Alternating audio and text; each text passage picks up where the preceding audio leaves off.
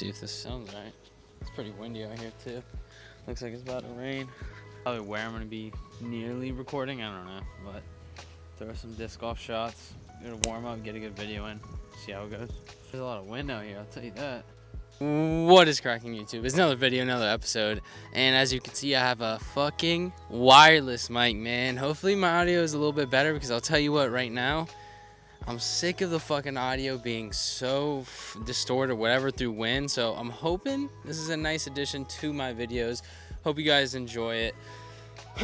But I'm not gonna lie, I'm not feeling too hot. Nonetheless, we're making video. I'm out here, and today's video is gonna be a comparison between Zone OS, the beefy boy, the regular Zone. Okay, so as you know, the Zone is a very popular, probably the most popular approach to this. A lot of other companies have kind of stolen this overstable approach, overstable mid-range / putter. It's like the wedge of disc golf.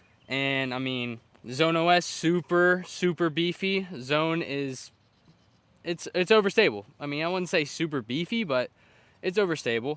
I will say this was in my bag, not anymore. I thought I would have a lot more uses in it. I might give it a chance after this video, but we'll see how it goes. I used to bag the Zone. I don't do that anymore because my other Zone got a little bit beat up and it just started throwing a little bit straighter than I wanted to. I have the Toro in my bag now.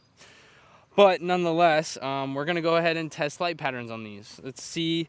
We're going to go with backhand first. Let's go backhand. We're going to start.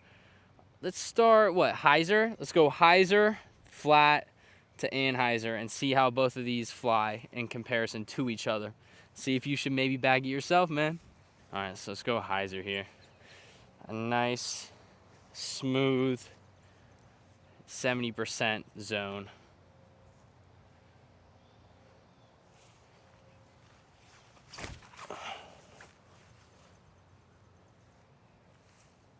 Yeah, had a nice little skip to it too at the end.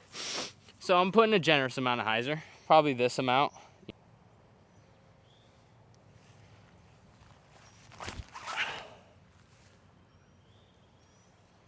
A lot more skip. Damn. I mean, that shit wanted to hit the ground right away. Almost went to like a knife angle right away. Oh yeah. I mean, my Zone got about 20, 30 feet further than the Zone OS. Like all discs in general, they all have their uses. Depends what you feel, you know. Disc golf's a very like regular golf too. It's a lot about feel. What feels good to you. But as you can see, I mean, this thing wanted to touch the ground quick. It went from regular hyzer to almost knife angle hyzer. This just held the same hyzer and then kind of hyzer a little bit more at the last like 10% of its flight. Nice, smooth pushing hyzer with this. This kind of knifed very quickly. But they do more overstable discs. They get gnarly skips because they tend to hit this angle. And when you hit this like almost vertical angle, it tends to really skip. So, all right, let's move on to flat.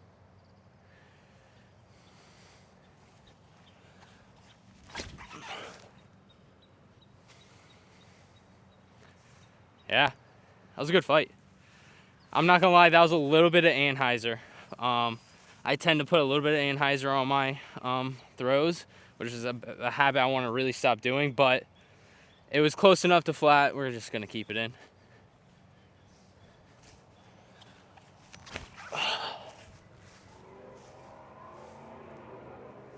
Yeah, dude. That skip is gnarly. I mean, it held flat for like the first, like, not even quarter, maybe like the first 20% of the flight, and instantly went to hyzer, where the Zone, it held it for most of the time, and then, or I would say half of the flight, and then it started hyzering at the end. Okay. You know what? That's a shock, and you know what? This might be due to the skip. The Zone OS is only 5 feet short of my Zone, which is quite a shocker. So, I mean, like I said before, the beefy stuff tends to skip a lot more, and that gave it that little bit extra distance.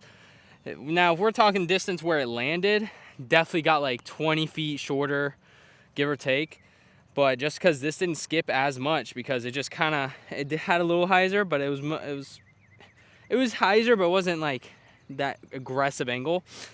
This is pretty aggressive. It just wanted to skip forward. So again, you got to keep that in account when you are out in the course and for what discs you're going to pick and know how they fly and react on the ground. All right, so let's go to anhyzer. I'm going to put a healthy amount of anhyzer. We're going to start with zone first.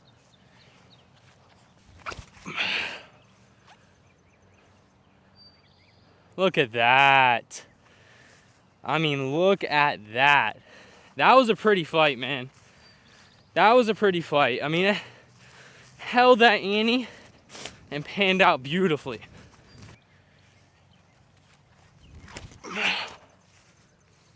Huh. Yeah, dude. Yeah, dude. I mean, shit fought out pretty quickly, dude. I mean, right there, I put them on very similar angles, and the zone held that line. It definitely wanted to fight out, and it did eventually fight out the end and almost hyzered, but it just kind of went to flat and just kind of sat. Put the zone OS on that same amount of angle. It held for like a quarter of its flight, fought out pretty quickly, and then went to that, didn't go knife angle, but it went to a heavy hyzer angle as it hit the floor. And again, got a little bit of skip. And out here is pretty thick grass on this field I'm throwing at. So that's something to say for that. The zone definitely got like 10, 20 feet in distance. So obviously this is always gonna get more distance than this, because the more beefy stuff, typically you're not going to get as much out of it. On to the forehand section of this video. We're going to switch up the order. Gonna put zone OS first now, and we're going to put this on hyzer now. So let's see how this goes.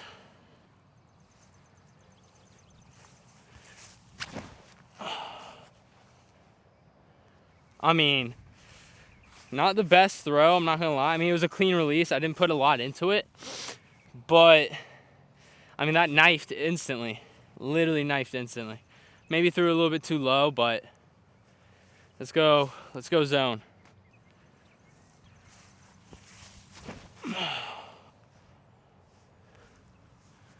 Yeah. Gave that one a little bit more height. They weren't the most identical throws, but I mean, you're not gonna be identical every time. I think the biggest difference that you see, obviously there's a big difference in all the angles that you throw these two discs, but the hyzer angle is really the one that is more outstanding to me. The way that this pushes and holds, and the way that this instantly wants to go towards the ground into a knife angle is insane. This probably got, again, 20 more feet, just about, maybe 30 more feet on that one. We're gonna go to flat now. Flat with the zone OS first.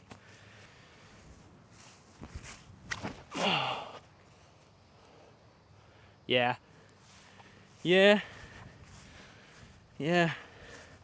That's a zone OS for you, man. All right, now this is headwind. So keep in mind, forehand's a little bit more torque, and in a headwind, this could turn a little bit. Might show a little bit of a weakness in the stability here. But let's see. Just a little bit of Annie. Woo! I mean, that was literally like a couple of degrees Annie, but come on, guys. Give that one to me. I don't know, man. It's hard to throw for me. Forehand flat. It's one of my weaknesses, dude. Same story. Different angle, man. Again, this zone held the line that I wanted it to. Held the flat for longer. This went to hyzer to knife angle pretty quickly, dude. I mean, if I'm going to be real, unless you're really trying to hit a sharp corner or there's some gnarly mando that makes you cut right at a 90-degree angle, you want to put this thing on Annie, dude. I mean, at least a touch of it, because it's still going to fight out quick.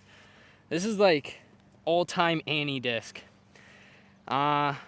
Is that debatable for some people? Sure. But for me personally, I think for the most part, I'm always going to throw this on at some sort of anhyzer angle.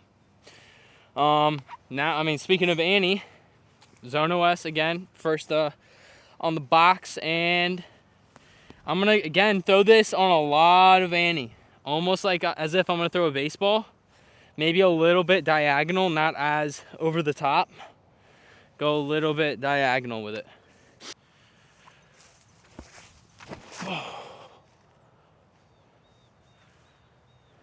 Decent.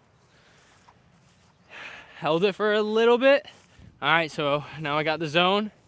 Put this on a good amount of ante. Same amount as my Zone OS, at least try to be the same amount.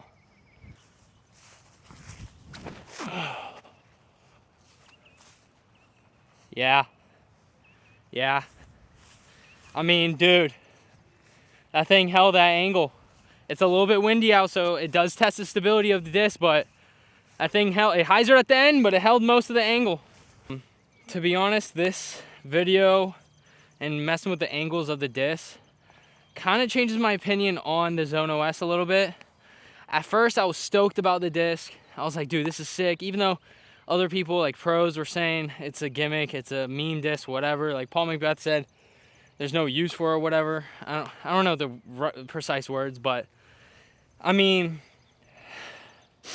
I really do like this disc, man. And then I didn't like the disc. Sorry, continue the story. I didn't like the Zone OS because I mean I went to the course, threw it a couple times. Like, dude, I just can't control it. It's like this thing's like a wild fucking Mustang. It's hard to control.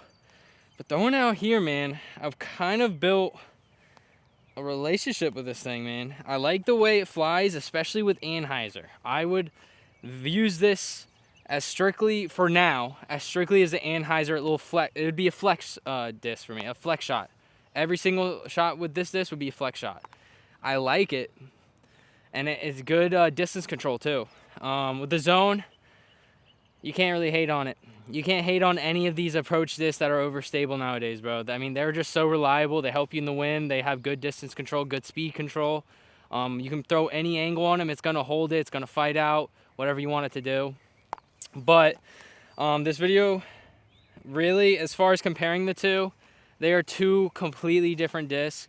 That OS changes everything for this disc. I mean, but am I gonna bag either one of those again? I'm definitely gonna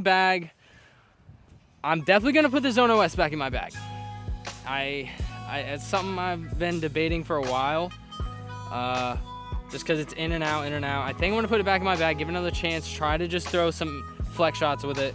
Zone, it'll probably be back in my bag later. Right now, I like my Toro. I like where I'm at right now with this slot in my bag. But I hope you guys enjoyed this video. Love always.